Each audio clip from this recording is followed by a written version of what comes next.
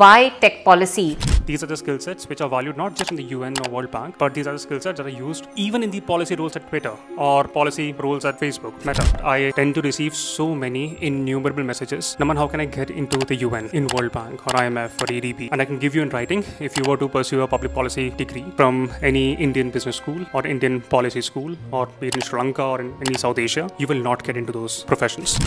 You and I have both done our masters, right? At the same time, we are saying that degrees might have a sheepskin effect. I am in initial talks with collaboration with OpenAI. Question your value system. What kind of values do you want to have in your life? What kind of values do you want your people around you to also have as well? Because they are going to be heavily influencing your character, your spirit, your integrity as well.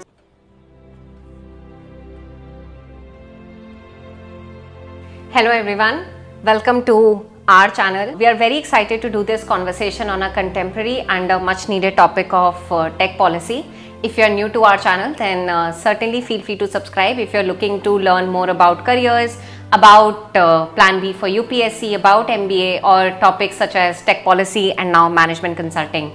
With me is Naman Srivastav. In the past, we have collaborated professionally to do such meaningful and good, healthy discussions and debates as well. And I'm personally very excited to do this pod with him today. And of course, feel free to stay till the end of this pod to know about new exciting ventures that we are starting within GGI and many other details around that. At the outset, Naman, welcome once again on our channel. So over to you. What do you have to say as we start this interesting conversation? Okay, first and foremost, thank you so much for having me on your channel. And hello everyone, I hope you all are doing well. The one thing that I want to focus on as and when we discuss through this very interesting topic is that let's be unfiltered. Of course, there will be biases, basis our experiences, the way we grew up, or the industries, organizations that we worked with.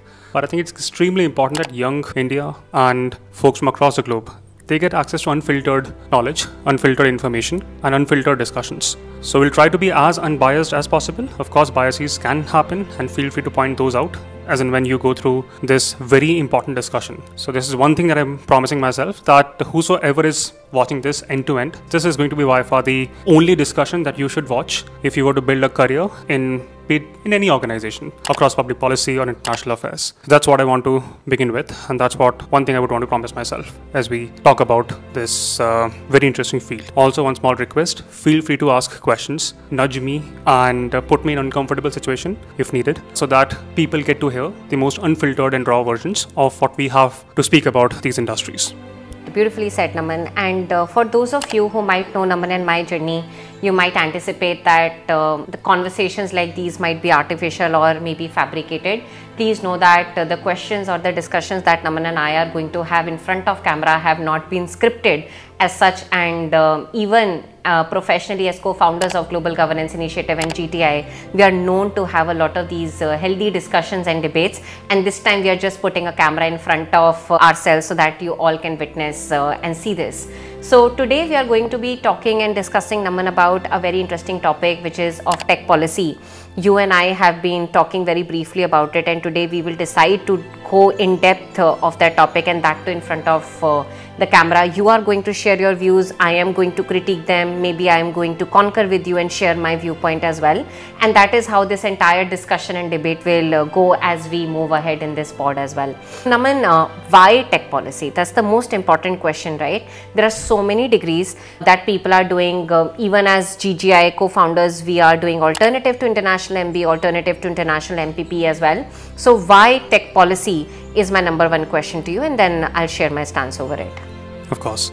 First and foremost, and of course people will again hate me for saying this, but I truly believe that we have moved in an age where degrees are losing their relevance. If you're pursuing degrees for that sheepskin effect of just showcasing your paper degree, then perhaps you can stop watching this video. This has to be said out loud because people are splurging lakhs and crores of rupees just for those paper certifications.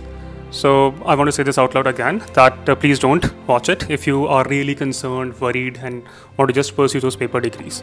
We have to focus on skill sets, and that is how you grow and thrive in this journey of professional world. Now, why tech policy? Very simple answer. The reason is that I tend to receive so many innumerable messages on my Instagram, on my LinkedIn, on my YouTube comments. Naman, how can I get into the UN? Or how can I work in World Bank or IMF or ADB or XYZ organizations? And I can give you in writing, if you were to pursue a public policy degree from any Indian business school or Indian policy school, or be it in Sri Lanka or in any South Asia, you will not get into those professions. And it is saddening. When people put in so much amount of money for such degrees, they are not just investing their money, they're investing their time and emotions. And if they're not getting those required skill sets, you will not get into those professions. It is for this reason why we want to launch tech policy. And there's a reason to it. In Indian policy school and Indian ecosystem, look at the curriculum. Look at the kind of professors who are teaching these aspects. An IAS officer, retired, takes up a session, does a podcast somewhere else. And what are they teaching? They're teaching how to frame policies. But put your hand on your heart. Is this why you will be hired to work at an early stage in the UN or World Bank? Policy formulation, at least in Indian context and South Asian context, is a prerogative of a legislature. It's a prerogative of folks who are above the rank of JS in the civil services. At least they form skeletons of the policy. A 20-year-old, an early mid-career professional will not be formulating policies. And therefore, you need to think beyond why certain skill sets are needed to thrive in those specific world of the UN, World Bank, so on and so forth. So to have a one-way path to forge a successful career in these organizations and beyond, we're launching this program. That's the reason why tech policy. And we can then delve into the aspects of curriculum hereafter. Your thoughts? Naman, I think that's a brilliantly articulated answer, and while I have a stance over this question of why tech policy, I also want to double click on something. You and I have both done our masters, right? At the same time, we are saying that degrees might have a sheepskin effect. I have a view on it, and I would actually want to challenge you on that as well, right? I think just to add upon Naman's view on why degrees may not matter, given the fact that I have done my MBA with Howard Exchange, Naman, you have been at a premium school like Fletcher yourself, is that when we say that degrees have a sheepskin effect, we mean two things. At least I particularly would want to say that do not do a degree for the heck of doing a degree, right? Which means that there are good schools, but then there are schools which are actually minting money on the expense of just degree or on the expense of just campus. When we say that there is a sheepskin effect of a degree, please make sure that you understand we are not maybe necessarily talking about our degrees, because we have done a degree ourselves and we want to make sure that we are as fair and as unbiased as Naman you were saying that this pod needs to be. That's one. Second, we are sitting in extremely different times. In fact, I would say that maybe the last pod that Naman you and I did almost goes 1 year ago, right? And so much has changed in the world of technology, so much has changed in the world of skills that I personally know of people from premium business schools who are finding it relatively hard to even get a good job for themselves. Not any job, but a good job. And that is where maybe what we mean when we say that degrees may have a sheepskin effect. You need to go beyond the degrees. You need to really push yourselves, because in today's scenario, maybe a HPS on your certificate or maybe an HPS on your resume might not be sufficient, maybe just necessary overall. So Naman, I want to know your views before I give my stance on tech policy.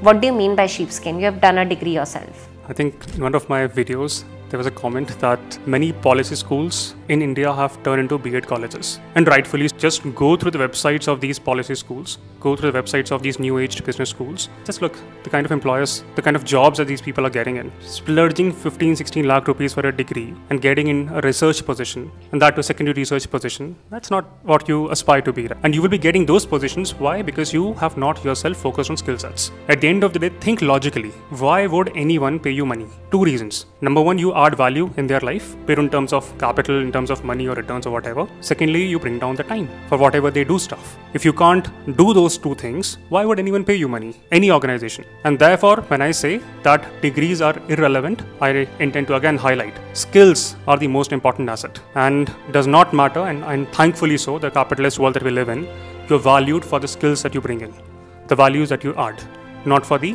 paper degrees. Secondly, and I have said this multiple times, I do have respect for universities such as Stanford, Harvard, Wharton, but I do not have respect for the ridiculous B.Ed colleges and colleges such as these getting propped up in India. So if you are a GGIN and if you are a misfit or if you've been associated with our journey, I urge you, apply to Harvard, Stanford, Wharton, and you have all my support. But if you're applying for a random university in Australia or Ireland and even in Gurgaon in the name of 2 flats, don't do that. it's ridiculous. You're wasting your time, you're wasting your parents' efforts. So degrees, it's debatable in terms of from where are you getting those degrees. That's my unbiased opinion. This is the advice I'll give to my kids or perhaps my younger sibling. So this is the advice I'll give to the people who are watching this podcast, because I can't lie to them. Why would I lie to these people? Fair enough. And I really like your point on focusing on skills and focusing on the right degree. Shall you still want to do a degree as well? My view on tech policy completely concur with yours, and you and I know that I've been spending substantial amount of time researching and working in artificial intelligence before artificial intelligence became the thing with the advent of ChatGPT. I'm someone who very purposefully thinks that it's not government's business to get into business. And if we were to break down the term of tech and policy, we are talking about policy interventions in the world of technology, right? But I am also someone who has been researching and who also understands the challenges with infinite research that goes into, let's say, artificial intelligence. And you and I have been discussing, it is one of the few things, if there will not be regulation, this could become like nuclear weapon. If it goes in the hands of the bad players such as terrorists, then there could come a time that machines over a period of time will become super intelligent than humans, and then machines could then start dictating the fate of humans, maybe annihilate us as well. And that's why topics such as nuclear weapons, if they are intervened through public policy interventions, technology topics such as the artificial intelligence need to be intervened as well. Now, as someone who has worked in Government of India, who's worked in international affairs as well, I have myself personally seen getting challenged in multiple occasions where I didn't know the technological interventions, right? Which means that today public policy is getting formulated, is getting intervened, is getting implemented from the lens of technology. We are going and reaching moon, but that also means that there are implications of it. There are certain technological advancements that we have made that we need to actually critique and we need to actually implement from the lens of public policy. Similarly, you and I were also discussing about DPI, Digital Public Infrastructure. In fact, India did a fantastic job in G20 by taking a leadership on DPI as well. Be it Aadhaar, be it your UPI, we need technological public policy interventions in all of these areas. That means that overall, whatever I am trying to talk about, be it DPI, be it India landing on moon, be it the AI intervention as well, if you wish to become a public policy enthusiast, if you wish to become a public policy analyst, associate, consultant, partner, you cannot survive, not even thrive, you cannot survive this field without knowing the technological industries or the technological interventions. And that is why we are extremely passionate about doing tech policy through the lens of GGI, and there are extremely few people. This is almost like saying, let's do MPP almost 30-40 years ago. How many people were teaching MPP 30-40 years ago? Barely, right? Now it's become the thing. That's why people are trying to ride upon that wave. But today, the person who actually learns at the intersection of public policy and technology is going to be the one who is going to be having the skills, Naman, like you said, which are needed in today's day and age. So that's my answer. Happy to be question, critique before we move towards the next questions. Of course. See, first and foremost, very well said. Secondly, I would want my editor to put in a screenshot of the syllabus of whatever the tech policy is. And as you browse through, as the viewers browse through this curriculum, you can see, you can make a sense what all is covered here. We're covering aspects of impact investing, we're covering aspects of international affairs, and at the same time, we are covering aspects of computer science for CEOs. At the end of the day, it does not matter who you are and where are you from, to quote Backstreet Boys. No, but it does not matter whether you are an investor based in Silicon Valley or are you a politician. You have to have the foresight to think beyond just the first order or second order. You have to think beyond that. Only when you can do that, you will make better returns for your investors, will make better returns for yourself. And that is what Warren Buffett gets so much money for. That's why consultants get paid so much money for. That's why certain politicians go on to become prime ministers, because they have the foresight to see what all is going to happen. And to ensure that you can make certain levels of conjectures, you need to focus on analyzing data as well, at least in the early stages of your career. You need to scrape through the crap and figure out what's relevant, what's not relevant. And therefore, we have specific modules on data analysis. You have to learn certain aspects of econometrics if you want to make better conjectures about what's going to ride and what's not going to ride. So therefore, the entire curriculum is holistic, and that is the way it should be. These are the skill sets which are valued not just in the UN or World Bank, but these are the skill sets that are used, and fairly enough, even in the policy roles at Twitter or policy roles at Facebook, Meta, Or I think I was reading through a newspaper and I stumbled upon an advertisement by Amazon that they are looking to hire someone for tech policy roles at Amazon. Yeah. So therefore, it's very important to learn things at the intersection. And these intersections would be the world of business, the world of public policy, the world of technology. And all of those things should combine, especially when you're so young in your age. When you're beyond 40s or 50s, that case, it's fine. But here at this age, you have to learn various aspects. And it does not matter whether you have a background in engineering or not, you have to learn the art of technology. Only then you can safely make better decisions involving the world of technology and public policy and finance and ethics, so on and so forth. Beautifully said. And just to touch upon the 6 months program of tech policy, maybe I would just take the luxury of segmenting it into 3 pillars. One is going to be about learning, which Naman beautifully articulated, and the second is going to be about the power of community, and the third is going to be the power of employment opportunities, the lack of which, because of which we say that don't just sign up for any Tom, Dick and Harry public policy program. I'll just add a little bit over and above, Naman, what you said for the curriculum. The entire learning angle of the 3 pillars is going to be further subdivided into 3 sub-pillars. So we are talking about 1A, 1B and 1C. Naman was talking about the master classes that you will go through at the intersection of public policy and at the intersection of tech. And let's say within tech, you do not know coding, right? But can you survive in the market? The answer is no. You can afford to be a low code person, but you need to be, it's almost speaking or talking about English. You may not be able to speak in English, but can you read newspaper? That's how coding is. Maybe you cannot code, but can you look at a screen and can you talk to a product manager in government and can you understand that code, right? Similarly, we will be teaching them machine learning. We will be teaching you artificial intelligence, intertwined with public policy, intertwined with extremism problem, intertwined with women issues, intertwined with climate impact problems. That's 1A for all of you. Then the 1B part is going to be Schrodinger, which is where students are going to be able to focus at your own time the employability aspect of it. I know of a lot of schools in India who may be able to teach you theory, but then they are not able to teach you the case mindset or the problem solving mindset. We have an in-house proprietary tool called Schrodinger, where at your own time, without being dependent upon a person, you are going to be able to solve public policy and tech problems to be able to crack interviews.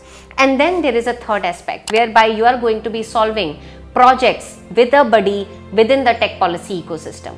So that's your learning aspect. In fact, there are many more aspects that we might not be able to touch upon, and that's why there is going to be a separate link for the curriculum.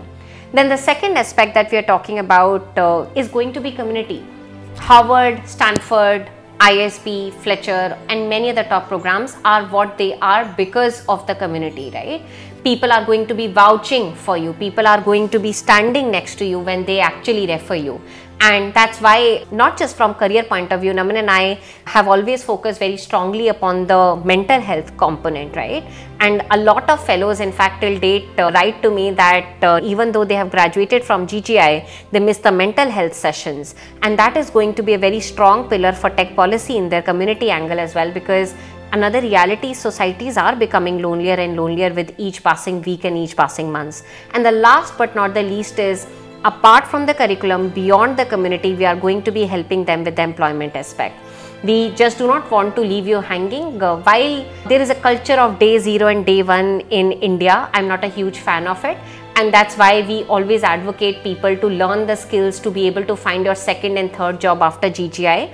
We will be helping you with an employment ecosystem with the OCS, which is Office of Career Services ecosystem at GGI. So I wanted to touch that upon as well. With that, Naman, I have a question to you, which is that why GGI? Maybe these folks who are going to watch this can their own time learn coding from YouTube, can learn something about public policy from YouTube, can separately learn about climate impact from YouTube. Why should they sign up for tech policy program at GGI? I think it's a good question, but before I talk about that, I also want to again highlight on one aspect, and that is the point that you made around employment. Day 0, day 1, displacement culture. Of course, just think about this. If you have varied skill sets, if you're incredible with economics, public policy, you're incredible with corporate finance, fundamentals of coding, AI, there is no power on earth why you will not getting jobs on your own. Why wouldn't that be the case? This placement culture is such a problematic issue. Just think about a prime minister. Let's assume that Modi ji, if he were to say that I'll become prime minister only when there is an advertisement, or if only BJP will ask me to do it, you have to learn how to get things that you want, and for that you need to have certain skill sets. So I am doubling down on skill sets, and this will happen via GGI. I don't want to speak about other institutions, other organizations, but the fact of the matter is that in other organizations, institutions, just look at the curriculum again. That's the foundations, right? Fundamental basic courses in economics, just basics of public policy, and that is done. That's not how you should prepare for it. Of course, at GGI, you will number one, be trained in terms of skill sets. No doubt about that. I'm putting my neck on line for that. Second thing, the power of community. Yesterday, I think a couple of days ago, I stumbled upon a Twitter post where it was mentioned that students from IIM Calcutta, or some IIM, Lucknow.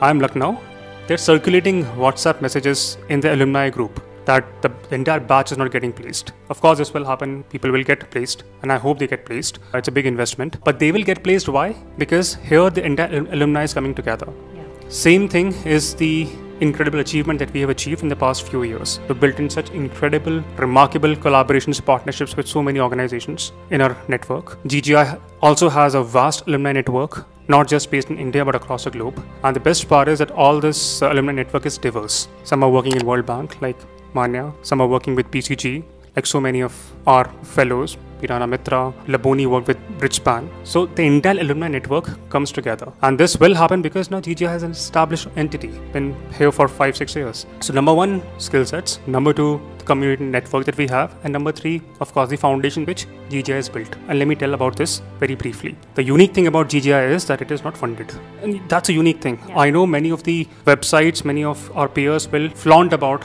the funding that they have received. They will talk about these are our investors. These are the folks that have backed us up. But just again, think about this. If you have raised funding in every board meeting, you are incredibly stressed that you have to now show numbers, your sales growth, your targets. We don't give a damn about that. We don't care about sales. Doesn't work. We don't pay a single rupee to any of the YouTubers. Why the hell should they talk about other programs at GGI? And here, our entire focus is on the right parameters. Until and unless we do not solve for quality, nothing will get resolved. We are not solving for quantity. We don't give a damn about sales numbers because we don't have investors. We're not working under pressure of our investors. The only people we are accountable to are our base of those who are our existing users. Yeah. That is our North Star, that is our matrix. So this single-minded focus that we have over GGI, that is our unique value proposition. And we do not collaborate with any YouTubers, and you will not see any promoted advertisement of any of the GGI courses or programs. And you can say, and you can note it down for many of our peers. So that's what would be my answer. After you. Sure. I have two reactions to that, and I'll give a reaction on the placement mindset and culture as well, because students need to understand why the so-called IIM culture may not be in their best interest for a long-term horizon. And most of the people are unfortunately short-term oriented, and that's why they sign up for these placement culture and placement mindset. And then of course I'll talk about what's my answer on why GGI, right, for tech policy. Two things. Number one, we need to understand that there are still IIM folks and ISP folks who are coming and joining GGI. As a founder, I should be celebrating it, but it is really disturbing trend in India because they get their first job from IIMs and ISPs, but then many a times during their curriculum, they do not focus on the skills, because of which they actually are not able to get their second and third job. If you go to Harvard and Stanford, there is no day one, day zero culture, and that's why I think few times they're a little more advantaged over the long term than the short term, is because there is a culture of fear, or there is a culture of employers coming in, having a networking sessions with the students of HBS, Wharton, and then giving a job, which is a much more skilled and which is a much more function of a community-based ecosystem. GGI has always been focused on the latter, which is that you should never be able to have a problem to find your second job or your third job, unlike a lot of folks in India who just focus on their placement mindset, and after actually getting plateaued or after actually not getting the growth that they could from their first employer, then they struggle with respect to the skills. And that's why we are saying that while we have employment partnership, we are not really advocates of placement culture and placement mindset. That's one. Second, on why GGI, I think two-part answer to that, Naman. Number one is I completely concur to the fact that we are not funded. With funding, many a times there comes agenda driven as well. We are not funded by a political party, we are not funded by corporate ventures as well. That means that the innovation that takes place in our curriculum, that means that the teachings that take place at GGI are not actually agenda driven. When it comes to tech policy, you can do your research.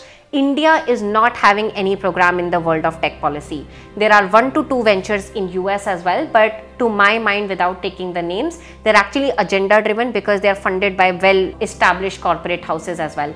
The problem is when you study such programs at a well funded organization or by a well funded organization, you're going to learn things that are going to serve their interest really well.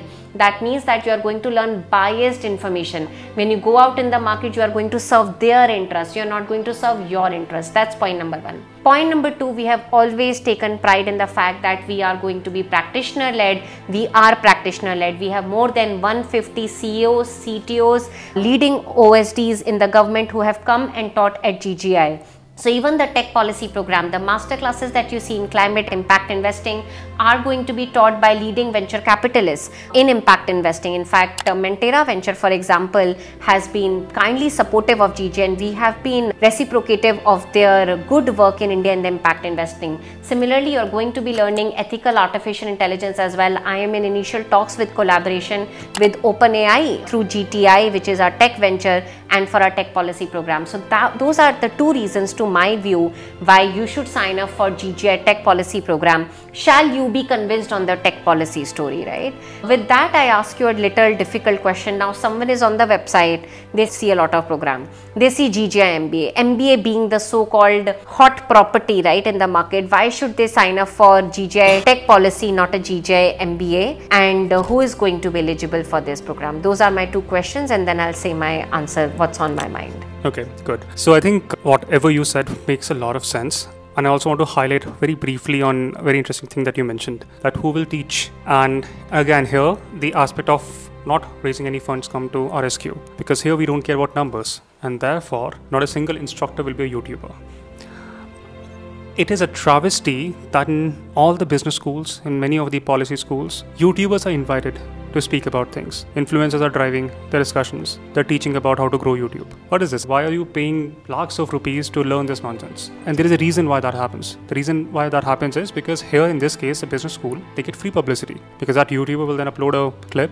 They get to know about this new school in town, and that's how the entire circular loop will continue. And therefore, I will not be collaborating with the social media influencers. If you are any of the social media influencers, I'm so sorry, but I think it's wrong. It's unethical. So that won't happen. Now the question is, how is tech policy different from the MBA? I think in this context, it entirely depends upon the outcomes that you want to achieve. If you are very clear that you want to work in the domain of policy, then tech policy without a blink of an eye should be your answer, because it's perhaps the best in this domain. Here you're linking the world of technology with business, with policy, so on and so forth, and that's the outcome, and all the instructions, all the guidance will be along that outcome. If you are very clear in your mind that you don't align with the world of public policy and you're more tilted towards the world of business, you are more keen to join the world of private equity or venture capital or impact investing or McKinsey's and BCG's of the world, then perhaps GGI MBA will make a lot of sense. Because right from the kind of cases that they will ask you in your interviews to the kind of work that you will do in, let's say, BCG and McKinsey's, the curriculum will be in line with what is expected in the world of business. So take a decision basis the outcome in mind. Having said this, selection is little on the thinner lines. I think 5 to 6% is what it hovers around. For the last fiscal year, that was the case. I don't know about the numbers for the tech policy, but after you, same question.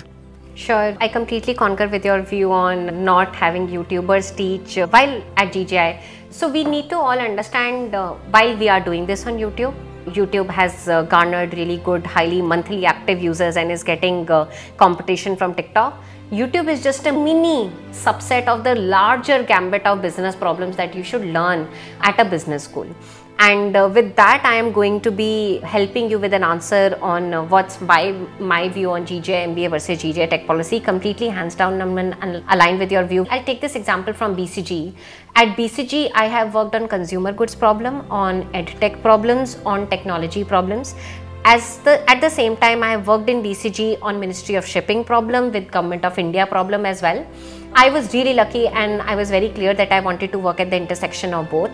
If you are clear that you want to work in public policy, you want to work in government problems, you want to work in social impact sector, and you want to apply the cutting edge technology to be able to advance the cause of governments, then GGI Tech Policy will be for you. However, if you're very clear that you want to work in private sector and you want to serve the cause of, let's say, Walmarts of the world to, let's say, the Teslas of the world, not in a tech policy role but in a generalist role, let's say of strategy or of operations or of marketing, then GGI MBA is for you.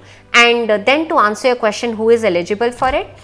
We have a hard eligibility on age, and I'm a huge fan of what the government of India has done with the coaching sector as well, which is that you need to be above the age of 18 and you need to be below the age of 34 for you to be becoming eligible with it. However, the eligibility does not guarantee a selection, which is where Naman is talking about, that we have a selection rate of 5 to 6%. Why? Because we do not want to take anyone who will not be able to cope up with the space of the program. Then it's not just your failure, then it's our failure as well. We go with a very fast pace, there is data analytics happening, a lot of leaders, for example, the APAC CEO of BCG recently was teaching at GGI, Alpesh Shah. In the same breath, the artificial intelligence leader of a leading organization has been teaching at GGI. So you need to be above the age of 18 and below the age of 34. You may ask me, Shatakshi, why? Above the age of 18, because we want you to enjoy your childhood and not get caught up into the rat race of careers. So enjoy it while it lasts. A lot of people in school write to me, when can I join GGI? And I tell them, please enjoy your age, whatever is left for you. And why below the age of 34? We are actually signing up for a mission that young professionals actually start taking a seat on the table in business roles, in tech policy role and in technology role, and that's why below the age of 34. You may ask, Shatakshi, how can I enhance my chances of selection? There is going to be an application form. Each and every question on that form will have a weightage. Right from your LinkedIn profile to your essay on why do you deserve a seat in tech public policy. So please make sure that you put in a very good, full-hearted attempt at the application, because my team is going to be spending a lot of time reading each and every word of your application, and I really hope as many of you as possible are invited to the program. But I really urge you to not waste your time, not waste your money in just putting a random application, because I can give this to you casually, you're not going to be selected. But if you put a good, decent attempt or a commitment to the application, there's a very high chances you will be selected into the program. Will this be in person? Would we get a flat and we'll have those sessions, or will this be online? Sure. So two-part answer to that, Naman, it's a good question. I'm going to add that this is going to be a synchronous and an asynchronous learning. It's not even a question that you asked, but I'm adding above it. What is synchronous and what is asynchronous learning? Synchronous is live, asynchronous is self-paced. So 80% of our learning is going to be synchronous. You are going to be learning in a live and most importantly, in an interactive format. Gone are the days where you just hop on in a class and expect the speaker to just give you presentation for 90 minutes and leave. Absolutely not. GGI is for those who want to make themselves uncomfortable and learn at the intersection of uncomfortable and values. So you are going to be learning in live and interactive case format masterclass. At the same time, we just do not want you to be dependent upon us for your entirety of learning. There are going to be assignments. We talked about Trinity, we talked about Schrodinger, and there are going to be other components that you are going to be doing at your own pace. In fact, there is GGI Business Review that I highly urge people to study and read as well. To answer your question, it's a hybrid format in the sense that your entire learning and entire placement and the employment component is going to happen in the online format. Why? Because your speakers are going to join from New York, your speakers are going to join from Washington, your speakers are going to actually join from Seattle and San Francisco and London area as well. And so is going to be the community. We take a lot of pride in the fact that 10% of GGN join outside of India. Having said that, the hybrid component or the offline component comes from the community angle.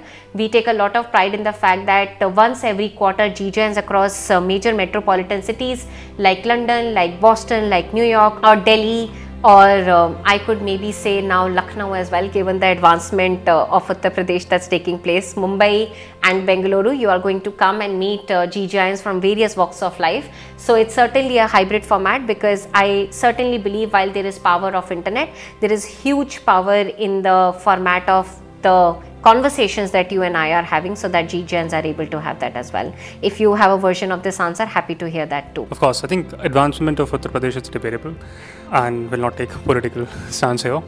But yes, it makes a lot of sense to focus on quality, and that quality will happen only when you have global speakers and global cohort mates. Why restrict that feature, which is actually an asset in today's 21st century? There's absolutely no need to be in Gurgaon or Bangalore or anywhere for a period of 6-7 months, stuck in bad air or whatever. Learn on the go, network with people from across the globe, learn from folks from across the globe, and prepare for the world that is beyond the boundaries. And that is why this is largely the way that Shatakshi just conveyed. So can we say that since it's a new program, getting into it will be much easier in comparison to GGI MBA? So to those who have gotten rejected from GGI MBA program, can they also apply? And is getting into the Policitech an easier thing versus GGI MBA? I don't think that's a right global statement to make at all. In fact, it really depends. So we need to understand that if we are almost comparing apples to oranges when we compare GGI MBA selection to GGI Tech Policy selection. When we are reading your application, we will, and our entire admission committee will want to understand, can this person take up a job in, let's say, Meta Tech Policy? Can this person, if trained, if groomed well, can take up a job in, let's say, the government of India as a lateral advisor, so on and so forth.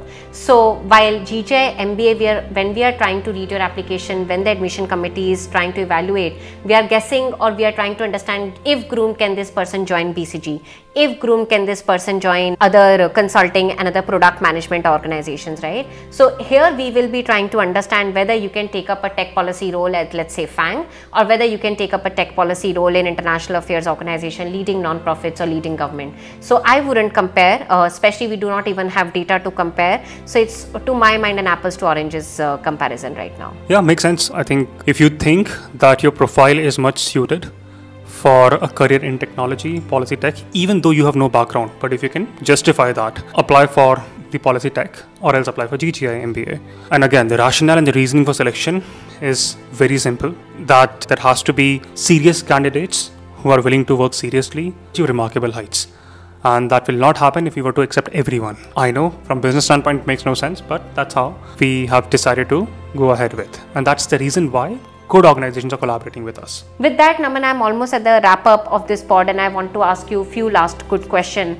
When do we start and what is the pricing of this? We have been talking and questioning the world. Don't spend 10-20 lakhs, right? Doing a lot of random degrees because YouTubers are talking about it or they are well funded. So when do we start and what is the pricing for it? Okay. First and foremost, few comments on what you rightfully said. The first thing is you should enjoy your youth. GGI is also one of the ways through which you can actually enjoy your youth. Learning is fun, indeed. And you get to meet some incredible people, learn phenomenal ideas, and get to imagine the kind of India that you want to create, the kind of world that you want to create, and along with the people who may perhaps support you along the journey. And of course, we have a global network, so that also comes to rescue. Second thing that I want to say is it's not about bashing YouTubers. That's wrong. The work that they are doing is remarkable. It's just that the model in which the entire business ecosystem is being run, the education ecosystem is being run, that is the problem. Just for the heck of getting those numbers and scale, that collaboration is not useful for people who are joining these programs with the high hope, with the high dreams of attaining certain outcomes. That is where I have a problem, and that is why we spoke very briefly about that entire scenario that we are clearly observing in this space. Of course, from the business standpoint, we will take a lot of loss because we will not hit the numbers, and that is totally fine. But in the longer run, I think these ethics will drive, and these ethics should drive. In terms of the selection, a quick addition, what is the reason why we are not accepting everyone? The reason is also, and I'll be honest here, at GGI, we collaborate with many organizations also. We were on calls with ADB, we've been multiple calls with BCG. BCG has been very supportive of our work. And many of these people at BCG, at McKinsey, they value GGI because the kind of people who graduate from GGI. If we were to select everyone with any kind of motivation, any kind of rationale, it will be a disservice. And that is why numbers is, again, we don't care about. And therefore, we have this selection. It is unfortunate, but that's the case. And also, Shatakshi rightfully mentioned that there are certain skills that you need to be aware of before you become part of the community. These basic rationality, basic reasoning, basic mathematics. And that is why I think we also have to submit GMAT GRE score. Optional, but yes. It is optional. It helps us understand the mathematical ability of the applicant. And if you are from a terrible school, if you haven't reached your peak in the professional world, then I would urge you to submit GRE GMAT. Could be optional for someone who comes from a remarkable pedigree. Coming to the question around what's the fee, I have no idea about that. I have no clue about that. I wish it was 1 million. But I have no idea about that. So just check the website and go through it. But having said this, I want to ensure that people who do not have the finances, they have access to remarkable community and ecosystem, and therefore we are working very closely in ensuring that they get the scholarship. And I will personally make sure that there is some line of scholarship open for those who wish to be part of this community. I think it takes a lot of courage, honor, respect, and whatever to trust an institute. So if you go on to trust us, we'll of course ensure that trust is rewarded in every domain, in every sector. And the best part is that we take the ownership of things that we do here, and taking ownership is very hard. And I want to ensure that we are the public faces of whatever we reflect and represent.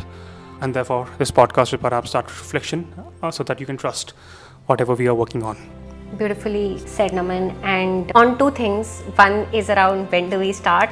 So we are going to be opening our cohort for March 2024. That's the timeline that we are gunning for. So if you are interested in the initial cohort, you can apply. There are merits and demerits of becoming part of initial cohort. The initial cohort are the biggest risk takers, but risk takers should be rewarded the most. That means that the initial cohort is going to study at an extremely subsidized fees as well, right? Which is how a lot of educational programs actually opt in terms of the initial cohort. That's one. Second is that we are going to be 80% cheaper than a lot of other competitors in the market. Mind you, there is no, and this, I know that a lot of founders say that there is no competition in the market, but based on my good research, there is no competition in India. There is competition outside. For that competition, we are going to be 1% of the cost of what they are charging, or like Naman and I have been commonly saying, it's like a flight amount from Delhi to Boston. So that's on the second one. And Naman, you mentioned a very important thing that I would want to double click upon, which is around scholarship. We want to make sure that we back people who are being courageous and who want to actually fight for themselves. There were people who bet upon us in our early 20s, and we want to be the ones to want to bet upon other people who are in their early 20s and their mid 20s as well. That's one. Second is about value system. I have been really fortunate to question my value system and apply that to the organization beautifully that we have built GJ, and it's been almost 5 years that we have been running this successfully. So we are an organization which may not be well funded, and we take an immense pride in actually being that organization. We are also an organization where ethics is actually part of a curriculum, not for the heck of it, but also in the way we treat people, also in the way we kindly treat all of our students as well. In fact, kindness is a value proposition that is a strategic advantage at GGI. We do not make our people pit against each other. We are not in a rat race. We are very famously known within our community. Students take pride that they could just write a message on the WhatsApp group that I am not having a good day, or I want a referral for a job. Then 10 people would just rush to help them out, because those 10 people know that they are going to be needing that help one day.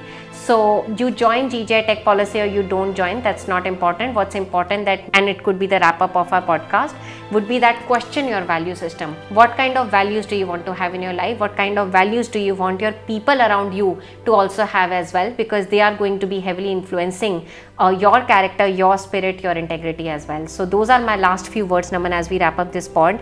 More than happy to have you certain last words when we wrap up this pod around tech policy. Yeah, one thing I want to say out loud is that investing is very important. Everyone says this, but investing is not just about investing in money markets or private markets, public markets. Investing is also about investing in relationships, investing in your community. You also invest your emotions. So if and when you take any decision, keep those holistic perspectives in mind. At the end of the day, of course, you all will get good jobs. You all will figure out a way and means to earn money. But at the end of the day, you have to bring forth changes that you yourself crave for. And at GGI, at any organization that we lead, our goal has been to ensure that these youngsters are trained holistically. And by holistically, I mean along the domains of ethics, along the domains of business, along the domains of public policy. Because a leader is never born in silos. They work and operate across silos. They bring forth many silos together. And that is what we want to bring forth. Therefore, it's a very all-encompassing program. And to whosoever is shortlisted, I wish them all the luck, all the best, and a phenomenal time ahead. Beautiful. That's the wrap up of this pod. Thank you so much for your time and energy. If you were still watching us, we wish you all the best in your career, in your life, in your health, and most importantly, in your relationships as well. Ciao.